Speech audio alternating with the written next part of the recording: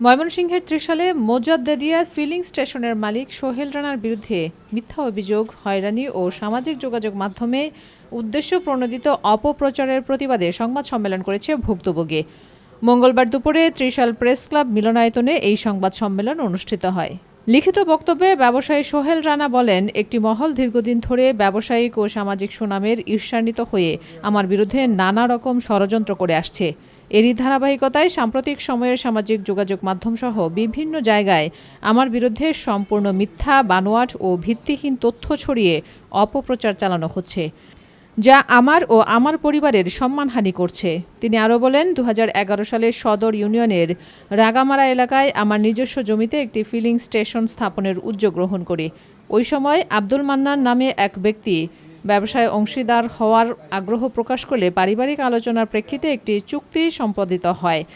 শর্তানুযায়ী petrol pump স্থাপন ও নির্মাণের মোট ব্যয়ের 40% তার বহন করার কথা ছিল এবং সেই সূত্রে তাকে আমি 6% জমি হেবা দলিল মূলে প্রদান করি।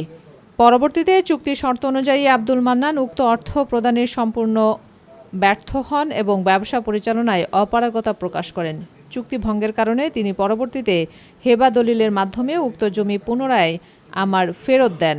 বর্তমানে সম্পূর্ণ নিজস্ব অর্থায়নে এবং নিজ নামে উক্ত ফিলিং স্টেশনের যাবতীয় আইনি ও নির্মাণ কার্যক্রম সম্পন্ন করে সফলভাবে ব্যবসা পরিচালনা করে আসছি। উক্ত ব্যবসার সাথে এখন আব্দুল মান্নান বা অন্য কারো কোনো অংশদারিত্ব বা সম্পৃক্ততা নেই।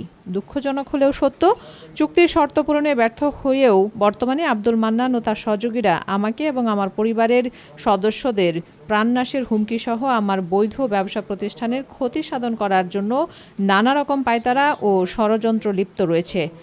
আমি এই বিষয়ে চরম নিরাপত্তাহীনতায় ভুগছি এবং এই অন্যায় আচরণের তীব্র নিন্দা ও প্রতিবাদ জানাচ্ছি। এ সময় স্থানীয় গণ্যমান্য ব্যক্তিবর্গ ও ব্যবসায়ী নেতৃবৃন্দ উপস্থিত ছিলেন। তারা এই হয়রানি ও অপপ্রচারের তীব্র নিন্দা ও প্রতিবাদ জানান। দিগন্ত বার্তা, ত্রিশাল।